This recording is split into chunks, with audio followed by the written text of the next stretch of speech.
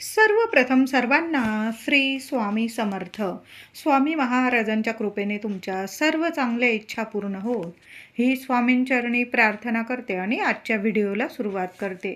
उद्या 5 फेब्रुवारी 2026 गुरुवार दिवशी माघ महिन्यातील संकष्ट चतुर्थी आलेली आहे. महिन्यातून 2 चतुर्थी येतात. एक कृष्ण पक्षातील संकष्ट चतुर्थी आणि एक शुक्ल पक्षातील विनायक चतुर्थी. बरेचसे लोक या दोन्ही चतुर्थीचं व्रत करतात, उपवास करतात. उपवास जमत असेल तर जरूर करा. तुम्ही दर संकष्ट चतुर्थीचं व्रत करतात तर जरूर उपवास करा. काही लोक अंगारकीचा उपवास पकडतात. जी अंगारकी येते तेव्हा सुद्धा आपण संकष्ट चतुर्थीचं व्रत पकडू शकतो. तर संकष्ट चतुर्थीला लवकर उठायचं आहे. गुरुवार आलेला आहे, खूप शुभ दिवस आहे. काही शुभ कामांची तुम्हाला सुरुवात करायची असेल, बोलणी करायची असेल, संपूर्ण दिवस शुभ आहे. काही लग्नाविषयी बोलणी करायची असेल तर हा दिवस अतिशय शुभ आहे. संपूर्ण दिवस शुभ आहे. तर सकाळी लवकर उठायचं आहे. थोडीशी चिमूटभर हळद टाका आंघोळीच्या पाण्यात. 4-5 दुर्वा टाकल्या तुम्ही असतील तर दुर्वा टाकून आंघोळ करायची आहे. लहान मुलांपासून मोठ्या व्यक्तींपर्यंत हा दुर्वांचा उपाय तुम्ही करू शकता. जे काही शारीरिक मानसिक त्रास असतील, कारण कोणी तुम्हाला शत्रू त्रास देत असेल तर दुर्वा आणि चिमूटभर हळद टाकून आंघोळ करायची आहे. चांगलेच अनुभव येतील तुम्हाला. सकाळी आंघोळीनंतर गणपती बाप्पांची मूर्ती असतेच प्रत्येकाच्या घरात. असं घर कुठं नाही की ज्या देवघरात गणपती बाप्पांची मूर्ती नाही. छान अशी ताम्हणात गणपती बाप्पांची मूर्ती घ्यायची आहे.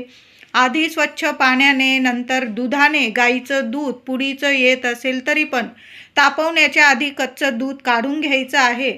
आणि आधी पाण्याने स्वच्छ, नंतर दुधाने, पुन्हा स्वच्छ पाण्याने ओम गणपते नमः मंत्र जपत राहा. गणपती बाप्पांना अभिषेक करा. किंवा अथर्व शीर्ष ज्यांचं पाठ आहे त्यांनी अथर्व शीर्ष पठण करत करत गणपती बाप्पांना अभिषेक करायचा आहे.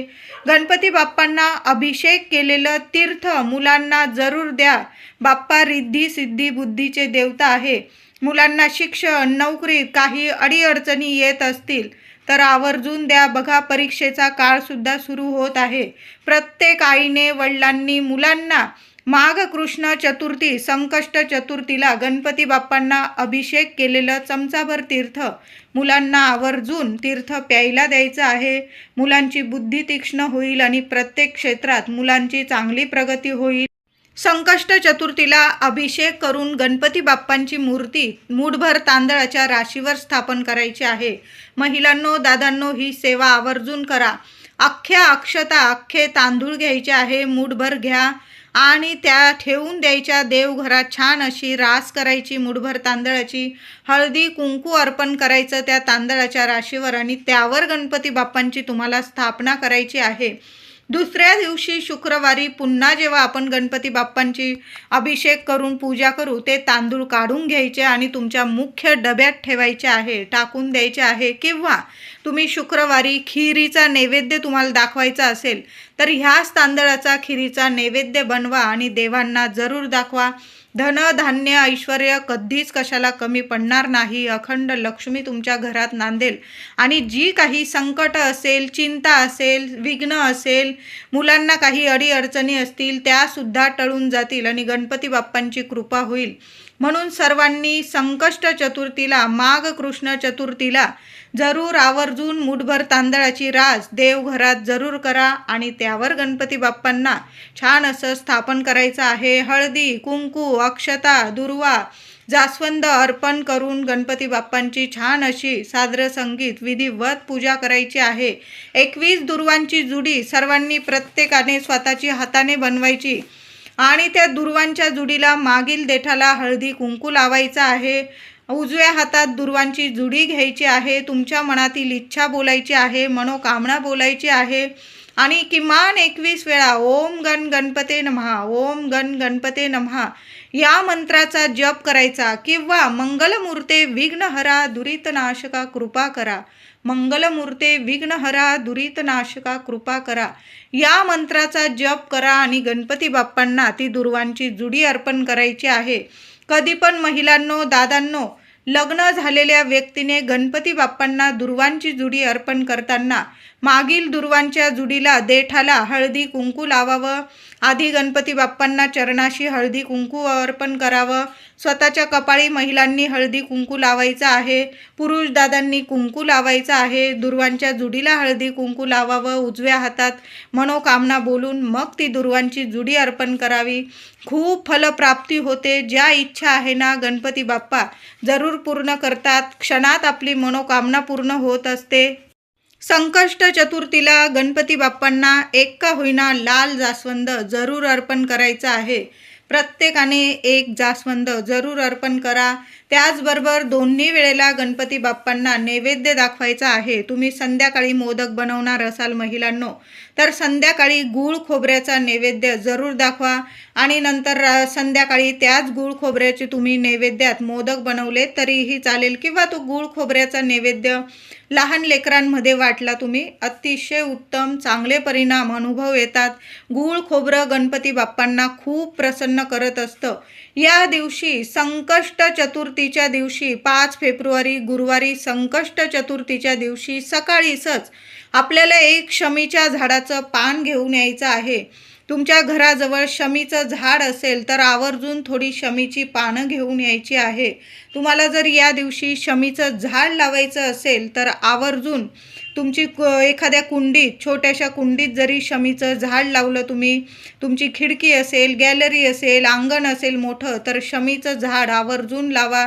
बघा, विनाकारण काही ना काही म्हणजे चुका आपल्याकडून होत असतील तर गणपती बाप्पांकडून आपल्याला माफी मिळत असते. आणि काही अडीअडचणींना आपल्याला सामोरं जावं लागत असेल, काही समस्या असतील, विनाकारण समस्या येत असतील तुमच्या आयुष्यात, किंवा मुलांना समस्या असतील, घरात लक्ष्मी टिकत नसेल, बरकत येत नसेल, आरोग्य नीट नाही, तुमच्या मनाप्रमाणे घडून येत नाही, तर मग या दिवशी संकष्ट चतुर्थीला शमीच्या झाडाचं एक का होईना पान बाप्पांच्या चरणाशी तुम्हाला अर्पण करायचं आहे. त्यावर हळदी कुंकू अक्षता अर्पण करा. शमीचं झाडाचं पान एक का होईना जरूर संकष्ट चतुर्थीला अर्पण करा. खूप खूप सुंदर अनुभव येतील तुम्हाला. संकष्ट चतुर्थीला अथर्व शीर्षाची सेवा प्रत्येक घरात ही झालीच पाहिजे. सकाळी करा, संध्याकाळी करा, किमान 11 वेळा अथर्व शीर्ष फलश्रुतीसह आपल्याला पठण करायचं आहे. आपण पठण करा, मुलांकडून सुद्धा पठण करून घ्या.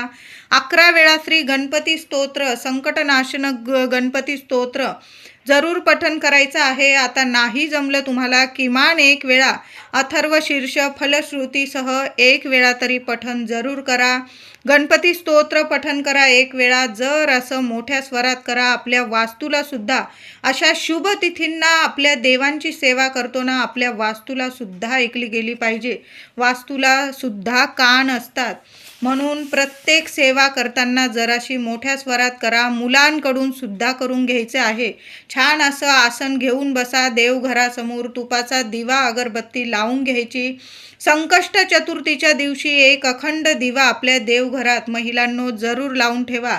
तुपाचा लावा, तेलाचा लावा. त्या दिव्यामध्ये चिमूटभर हळद टाकायची आहे. गुरुवार आलेला आहे, खूप सोन्यासारखे अनुभव यायला लागतील तुम्हाला, म्हणून चिमूटभर हळद टाका आणि एक कापराची वडी टाकायची आहे. आणि मग दिवा प्रज्वलित करा. तुमची इच्छा बोला गणपती बाप्पांना.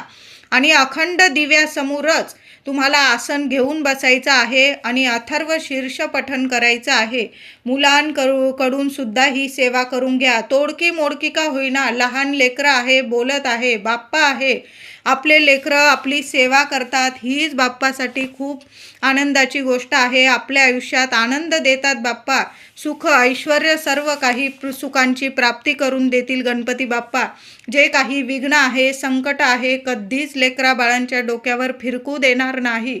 म्हणून लेकरांकडून सुद्धा प्रत्येक संकष्ट चतुर्थीला आई वडिलांनी मुलांकडून श्री अथर्व शीर्ष, गणपती अथर्व शीर्ष फलश्रुतीसह आणि गणपती स्तोत्र या 2 सेवा तर आवर्जून करून घ्याव्या. संकष्ट चतुर्थीला घराजवळ गणपती बाप्पांचं मंदिर असेल, बाप्पांच्या दर्शनाला सकाळी बाप्पाची घरात सुद्धा पूजा करायची आहे. आणि मंदिरात जाऊन सुद्धा पूजा सेवा करायची आहे. बाप्पांच्या चरणाशी एक नारळ अर्पण करा, 21 दुर्वांची जुडी, एक जास्वंद अर्पण करायचा आहे. मोदकांचा लाडूंचा नैवेद्य अर्पण करत असाल तर नक्की अर्पण करा, नाही तर गूळ खोबऱ्याचा नैवेद्य नेला तरीही चालेल. गणपती बाप्पांसमोर नतमस्तक व्हायचं आहे. उंदीर मामांचं दर्शन घ्या. छान अशी मंदिरात सुद्धा सेवा करायची आहे. रात्री गणपतीची आरती करायची आहे. चंद्राला अर्घ्य सुद्धा द्यायचा आहे. बघा, 5 फेब्रुवारी गुरुवारी संकष्ट चतुर्थीचा चंद्रोदय रात्री 9:48 होणार आहे. बरेचसे लोक चंद्रोदय बघून उपवास सोडत असतात, ज्याची त्याची परंपरा. म्हणजे तुम्ही संकष्ट चतुर्थीचं व्रत जसं करतात तशाच पद्धतीने करायचं आहे. रात्री गणपती बाप्पांची आरती जरूर करायची आहे. देवी आईची आरती करा, गणपतीची आरती करा. चंद्राला तुम्हाला अर्घ्य द्यायचा आहे. अर्घ्य द्या, नमस्कार करा आणि मग संकष्ट चतुर्थीचा नैवेद्य दाखवून, गणपती बाप्पाला नैवेद्य दाखवून उपवास सोडायचा आहे. आता गणपती बाप्पांना मोदकांचा नैवेद्य दाखवताना त्यावर किमान 5 दुर्वा का होईना नक्की ठेवा. 5 दुर्वा ठेवा, 11 ठेवा, 21 ठेवा, पण मोदकांवर दुर्वा ठेवूनच नैवेद्य दाखवायचा आहे. जसा आपण भगवान श्री हरी विष्णूंना तुळशी पत्र ठेवून नैवेद्य दाखवतो, आपला नैवेद्य देव लगेच स्वीकारतात, तसं गणपती बाप्पांना नैवेद्य दाखवताना त्या नैवेद्यावर थोड्या का होईना दुर्वा धुवून घ्यायच्या स्वच्छ आणि नैवेद्यावर ठेवा. लगेच तुमचा नैवेद्य गणपती बाप्पा स्वीकारतील आणि क्षणात तुमच्या इच्छा जरूर पूर्ण करतील. बाप्पाला या दिवशी चिमूटभर हळद अर्पण करायची आहे. ज्यांच्या लग्न कार्यात अडचणी येतात ना, त्या मुलाने किंवा मुलीने किंवा आईवडिलांनी सेवा केली तरीही चालेल. सकाळी करा, संध्याकाळी करा, शुभ दिवस आहे. बाप्पाला चिमूटभर हळद, उजव्या हातात चिमटीत हळद घ्यायची आहे. चिमूटभर इच्छा बोलून घ्या. चरणाशी गणपती बाप्पांना हळद अर्पण करायची आहे आणि त्या हळदीवर तुम्हाला 21 दुर्वांची जुडी अर्पण करायची आहे. लवकरात लवकर तुमच्या घरात सर्व चिंता दूर होऊन घरात शुभ मंगल कार्य घडून येणारी ही सेवा आहे. म्हणून बाप्पांना चिमूटभर हळद अर्पण करा आणि त्यावर 21 दुर्वा अर्पण करा. सोन्यासारखे अनुभव येतील तुम्हाला.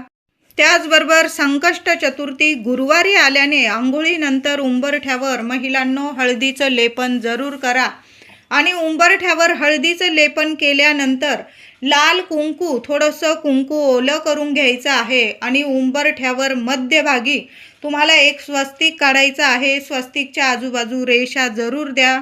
स्वस्तिक पूर्ण काढा. शुभ गोष्टी घडून येतील तुमच्या घरात. जे काही वास्तुदोष वगैरे असतील निघून जातील आणि तुमच्या मनासारख्या गोष्टी घडून येतील. म्हणून सकाळीच उंबरठ्यावर हळदीचं लेपन करा आणि कुंकू ओलं करून मध्यभागी, उंबरठ्यावर मध्यभागी एक स्वस्तिक जरूर काढायचं आहे. सुंदर अनुभव येतील. त्याचबरोबर संध्याकाळी सुक्या खोबऱ्याबरोबर तुम्हाला कापूर जाळायचा आहे. आता सुक्या खोबऱ्याबरोबर कापूर जाळायचा नसेल तर मग काय करायचं, छोटासा शेणीचा तुकडा घ्यायचा आहे. शेणी, गौरी, काही ठिकाणी गौरी शेणी म्हणतात, तर गाईच्या शेणीवर तुम्हाला कापूर जाळायचा आहे. संकष्ट चतुर्थी गुरुवारी गाईच्या शेणीवर तुम्हाला कापूर जाळायचा आहे. त्यावर 2-3 थेंब गाईच्या तुपाचे टाकायचे आहे. बारीकसा गुळाचा खडा त्या कापरासोबत जाळायचा आहे. 2 लवंग जाळायचे आहे. या गोष्टी कापूरसोबत संकष्ट चतुर्थीला घरात जाळल्याने प्रथम तो कापूर धूप गणपती बाप्पांसमोर दाखवायचा आहे आणि नंतर तुम्हाला संपूर्ण घरात तो धूप फिरवायचा आहे. यामुळे घरातील वास्तुदोष, पितृदोष, अडचणी, दुःख, दारिद्र्य नष्ट होऊन घरात पती पत्नीतील वादविवाद सुद्धा नष्ट होईल किंवा घरातील इतर सदस्यांमध्ये काही म्हणजे बोलचाल होत नसेल किंवा तुमच्या घरात भांडण, तंटे, कटकटी होत असतील तर या सुद्धा नष्ट होईल आणि तुमच्या घरातलं वातावरण आनंदी होईल. प्रेमळ, सगळे एकमेकांशी प्रेमाने वागायला लागतील आणि घरात लक्ष्मी नांदेल. घराच्या मुलांच्या अडचणी संपून कुटुंबाची भरभराटी होईल. मुलांना प्रत्येक क्षेत्रात यश, प्रगती मिळायला सुरुवात होईल. म्हणून महिलांनो, अगदी रात्रीच्या 8-9 वाजले ना तरी पण संकष्ट चतुर्थीला 5 फेब्रुवारी गुरुवारी नक्की गाईच्या शेणीवर असा कापूर धूप करायचा आहे. काहींनी छोटीशी गाईची शेणी घेतली तुम्ही आणि ज्या भांड्यात नेहमी कापूर जाळतात त्या भांड्यात ती गाईची शेणी ठेवा. त्यावर कापूर जाळा. त्यावर 2-4 थेंब गाईच्या तुपाचे टाका. बारीकसा खडा गुळाचा, चांगला गूळ असेल तुमच्याकडं, बारीकसा गुळाचा खडा त्या कापरासोबत जाळा आणि 2 लवंग जाळायचे आहे. संपूर्ण घरात हा कापूर धूप पसरवा. चांगला अनुभव येईल तुम्हाला. थोड्या वेळ ते भांडं कापराचं, जरा थोडा जास्त कापूर जाळावा लागला चालेल, ते कापराचं भांडं नंतर मुख्य दरवाजाजवळ नेऊन ठेवा. कधीच तुमच्या उंबरठ्यावर सुद्धा कुणाची नजरबाधा फिरकणार नाही. काही वेळा नजरबाधा लागल्याने सुद्धा घरात खूप अडीअडचणींना सामोरं जावं लागतं. म्हणून जरूर अशा पद्धतीने कापूर धूप करायचा आहे. संकष्ट चतुर्थीला गणपती मंदिरात जर महिलांनो एक दिवा लावता आला तुम्हाला तर जरूर लावा. माघ महिन्यातील येणारी संकष्ट चतुर्थी म्हणजेच द्विजप्रिय संकष्ट चतुर्थी, या दिवशी आपण सर्वच जण गणपती बाप्पांना दुर्वा अर्पण करणारच आहोत. मी तुम्हाला सांगितलंच कशा पद्धतीने दुर्वा अर्पण करायच्या. त्याचबरोबर लक्ष्मी प्राप्ती, धनप्राप्तीसाठी आणि तुमच्या घरात शुभ कार्य घडून येण्यासाठी काय करायचं आहे. आज चंद्रोदयाच्या वेळी जरी ही सेवा केली तरीही चालेल. सकाळी जरी आपण बाप्पांना दुर्वा अर्पण केलेले आहे तरी पण संध्याकाळी रात्री गणपती बाप्पांना 21 दुर्वांची जुडी जरूर अर्पण करा. नीट दुर्वा 21 दुर्वा काढून घ्यायच्या आहे आणि दुर्वा बांधताना आपण जो दोरा घेतो ना, तो दोरा साधा सुद्धा घ्यायचा नाही. आपल्याला लाल पिवळा कलावा जो आपण कलशाला बांधत असतो मुखाशी, त्याच पद्धतीने आज दुर्वांच्या जुडीला प्रत्येक संकष्ट चतुर्थीला जरी तुम्ही ही सेवा केली ना चालेल, पण आज जरूर करा. जी दुर्वांची जुडी बांधणार आहात ना त्याला 5 वेढे दुर्वांच्या जुडीला कलाव्याने द्यायचे आहे. लाल पिवळा धागा तुमच्या घरात सुख समृद्धी घेऊन येतील आणि तुमच्या घरात मंगल कार्य घडून येतील. म्हणून ही सेवा प्रत्येक महिलेने, दादांनी जरूर करा. 21 दुर्वांची जुडी जेव्हा तुम्ही बांधाल ना तर साधा दोरा न घेता कलावा घ्यायचा आहे. लाल पिवळा धागा तुम्हाला मिळून जाईल. पूजेच्या दुकानात तुम्हाला सहज उपलब्ध होणार आहे. या लाल पिवळ्या धाग्याने जुडी बांधायची आहे आणि तुमची इच्छा बोलून गणपती बाप्पांना ती जुडी अर्पण करायची आहे. आज रात्री चंद्रोदयाच्या वेळी सुद्धा एक छोटासा तांब्या भरून पाणी घ्यायचं स्वच्छ, त्यात चमचाभर दूध टाकायचे आहे. थोड्याशा अख्ख्या अक्षता, अख्खे तांदूळ टाकायचे आहे आणि तुमच्याकडे एक चांदीचा सिक्का असेल किंवा तुम्ही चांदीची कुठलीही वस्तू त्या पाण्यात टाकायची आहे. थोडेसे फुलं टाकायचे आणि चंद्राला अर्घ द्यायचा आहे. प्रत्येकाने जरूर करा. चंद्र मजबूत होईल. कुंडलीतील चंद्र जर मजबूत राहिला तर लक्ष्मी माता आपल्याला जरूर प्रसन्न होते आणि आपल्या सर्व इच्छा मनोकामना जरूर पूर्ण होतात. प्रत्येक कामात तुम्हाला यश मिळायला लागेल. काही वेळा बघा खूप कामं अडून राहतात. कुठल्याही कामात आपण मन लावून करतो पण कामात यश मिळत नाही. तर आज संकष्ट चतुर्थीला अशा पद्धतीने चंद्राला अर्घ जरूर द्या. चांदी चंद्राला प्रभावित करते, आकर्षित करते. आपला चंद्र कुंडलीतील मजबूत करत असते. चंद्राला कारक आहे चांदी, म्हणून चांदी पाण्यात टाकून आज चंद्राला जरूर अर्घ द्या. चमचाभर दूधसुद्धा टाका, तांदूळ टाका, फुलं टाका आणि चंद्राला अर्घ द्यायचा आहे. सोन्यासारखे अनुभव येतील तुम्हाला. त्याचबरोबर आज माता लक्ष्मीला सुद्धा कुंकुमार्चन जरूर करा. ओम श्रीम नमः, ओम श्रीम नमः 11 वेळा करा, 21 वेळा, तुम्हाला जेवढ्या वेळा कुंकुमार्चन करायचं असेल कुंकुमार्चन जरूर करा. छान अनुभव येतील. व्हिडिओ आवडला असेल तुम्हाला तर लाईक करा, शेअर करा, चॅनलला नक्की सबस्क्राईब करा. धन्यवाद.